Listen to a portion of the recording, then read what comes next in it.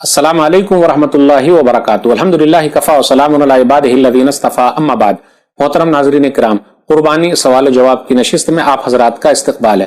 آج کی نشست کا موضوع ہے کیا خصی کیا ہوا جانور قربانی کر سکتے ہیں یا صرف وہی جانور قربانی کریں جس کا خصی نہیں ہوا ہے۔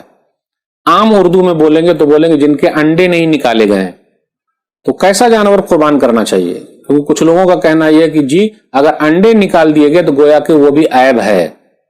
میرے بھائیوں، دونوں طریقے کا جانور قربان کر سکتے ہیں، کوئی حرج کی بات نہیں۔ آئیے حدیث کے اندر دیکھیں، انڈے اگر نہ نکالے گئے ہوں تو پھر بھی قربانی کر سکتے ہیں۔ سنن ابی داؤد کتاب الضحایا حدیث نمبر 2796، ابو سعید خدری رضی اللہ تعالیٰ عنہ کہتے ہیں کان رسول اللہ صلی اللہ علیہ وسلم یضحی بکبش اقرن فحیل، کہ رسول اللہ صلی اللہ علیہ وسلم نے ایک میڈھا سینگ والا قربانی کیا جس کے انڈے نکالے نہیں گئے تھے۔ لیکن دیکھیے گا جس کے انڈے نہیں نکالے جاتے ہیں، اکثر آپ دیکھے ہوں گے ایسے بکرے کو کہ اس کی بدبو آتی رہتی ہے۔ خیر وہ ایک الگ بات ہے، صاف صفائی کا خیال رکھنا بہت ضروری ہے۔